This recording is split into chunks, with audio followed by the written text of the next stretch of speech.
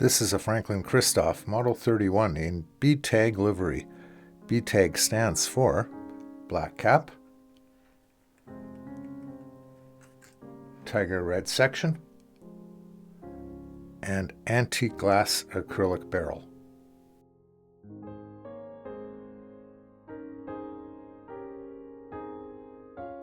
The red tiger section looks black when you first view it, but upon closer inspection, it has a very dark orangey red striping to it.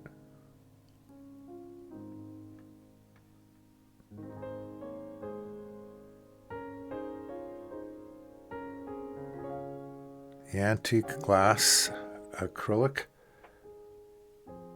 has a faint green tinge reminiscent of old Coke bottles. This is a chunky pen with a grip section that's 0.47 inches, almost half an inch in diameter, and the barrel itself is 0.531 inches, over half an inch in diameter. That makes the Model 31 a little bit girthier than the Lamy Safari, but not as girthy as the Jinhao 159. The Safari and the Model 31 are very similar in length, but take a look at the grip section of these three pens and how close they are in diameter to each other. The Model 31 comes with a large assortment of nib options. I chose a number 6 steel nib that has a Nagahara Needlepoint grind. Thanks to Audrey for pointing me to this nib.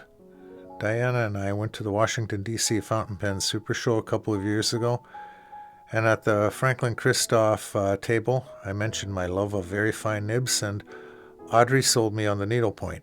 It is indeed very fine.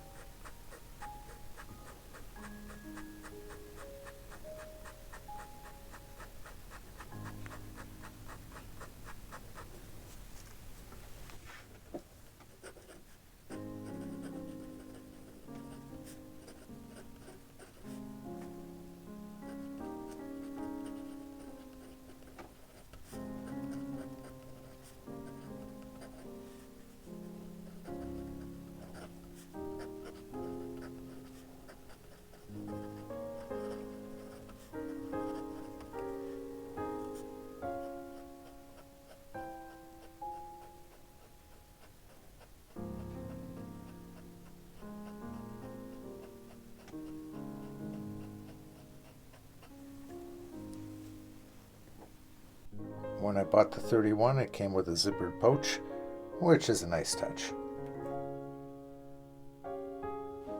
So, pros and cons? The Model 31 is a beautiful pen.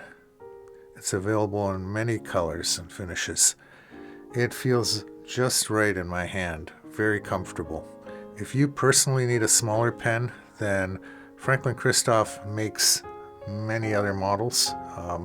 Their website includes specs on those models and sizes and dimensions, so do some reading.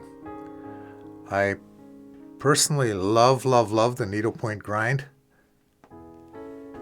and it's a consistent performer. The Model 31 and this nib never surprise me. They just work and work and work. And cons? The biggest criticism I have centers on the Model 31's recessed nib.